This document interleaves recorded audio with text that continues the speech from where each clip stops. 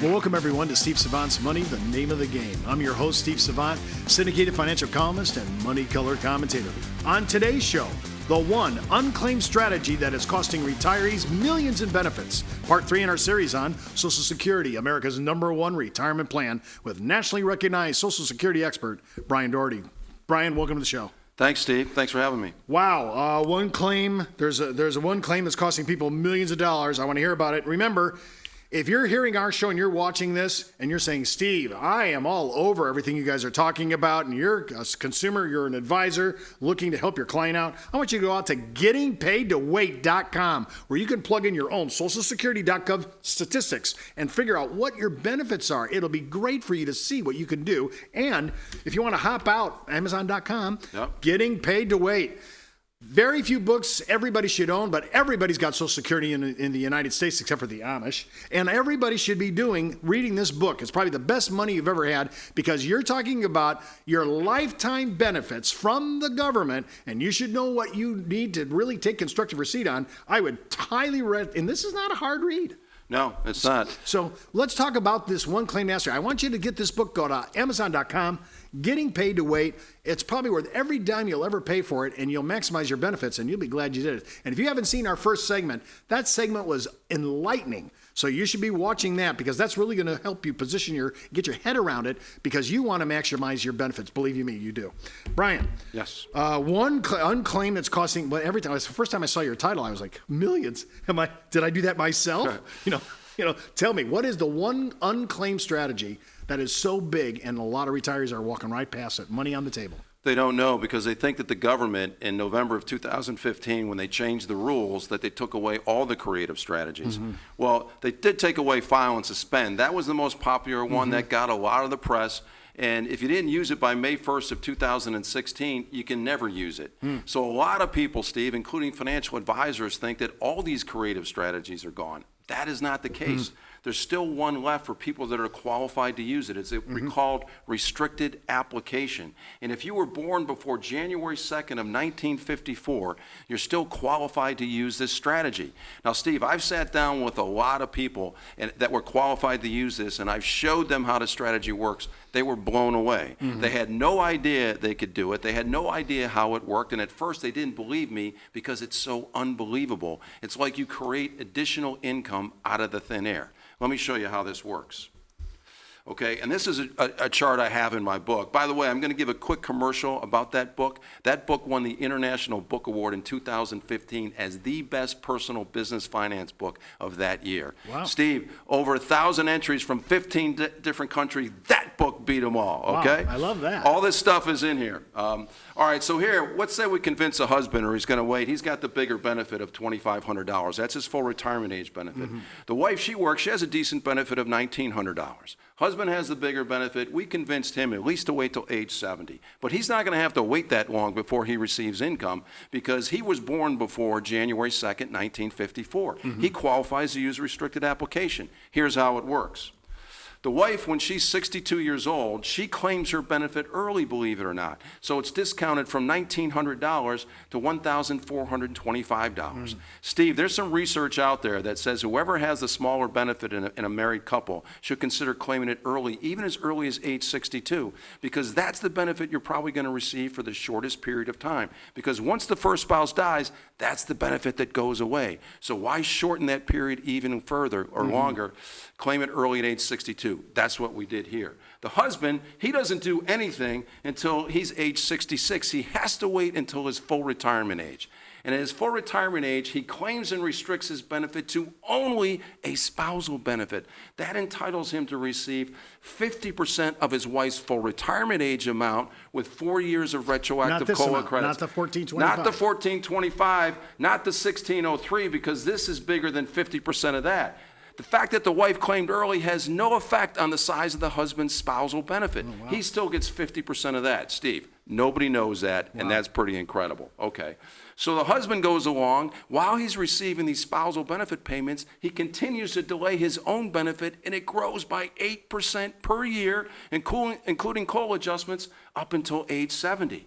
Then at age 70, he switches to his maxed out benefit of $4,180, and now their income jumps to $71,820. So what is the married couple taking home now at her age 62 then? What is the total amount between her husband? She's taking her full benefit.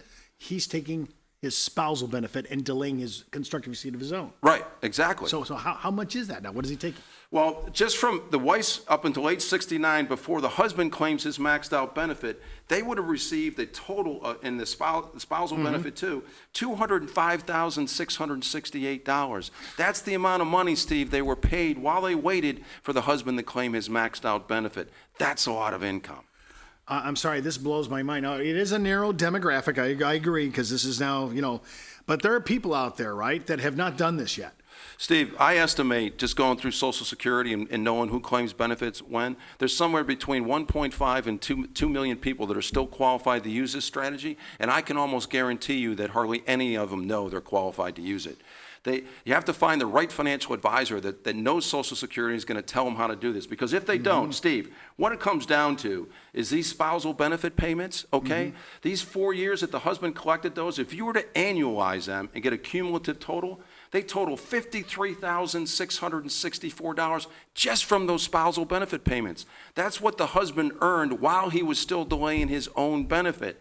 And if you don't know about this, you lose out on that money, Steve. And I know a lot of people, I sit down with people that are sometimes 68, 69 years old and are qualified to use it, haven't claimed. And I said, well, you should have done this at age 66, but let's still do it now so you can at least get these spousal benefit payments up until age 70. You're delaying until then anyway. It also makes it easier for the person with the bigger benefit, if they're qualified, to delay claiming until age 70. And that's a really important thing, Steve, because that benefit is also going to be the survivor benefit. And for a married couple, they should try to make that benefit as big as possible, because after the first spouse dies, that's the only benefit that surviving spouse is going to receive. Okay, let me do a quick redux. So restrictive application.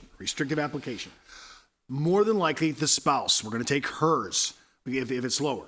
And so I'm going to take hers, and I'm going to delay mine till 70, but I'm going to take my spousal benefit off of hers. Yes. Depending upon what those numbers are, and the example we've given, that was a $200,000 amount of money that nobody knew about. Right. Totally. Now, you deal with advisors, so do I. I deal with the public, but I have a lot of relation with advisors. I don't know too many people that know this. How could this be a game changer for a financial practice just on this issue alone? Absolutely. Like if I'm, from a financial advisor standpoint, I would contact everybody that does business with me that was born before 1954. Ask them if they've claimed their Social Security benefits yet. If they haven't, say, okay, before you do anything, come in and see me. I need to show you something. And Steve, if you use my Social Security calculator, all you have to do is plug in the dates of birth and their full benefit amounts. And if you're qualified to use this strategy, it'll automatically show you, Wow, I love that. show you exactly what benefits to claim and when to claim them, and it'll show you how much additional money you're going to earn from the restricted application, just from the spousal benefit. I've done this for clients, married couples, where this amount totals over $70,000. And if you don't know about it, you're going to lose out on it. Okay, so it's really important for consumers that are watching our show, that see me every week, we need to find people that know what we're talking about here. So not all advisors are into this. No. So this is a major issue, hunting down people that really hang their shingle out and understand restrictive application. Absolutely. And, just to show you this, I know we have people watching the show. They'll probably agree with this. Here's a survey done a few years ago by Financial Engines.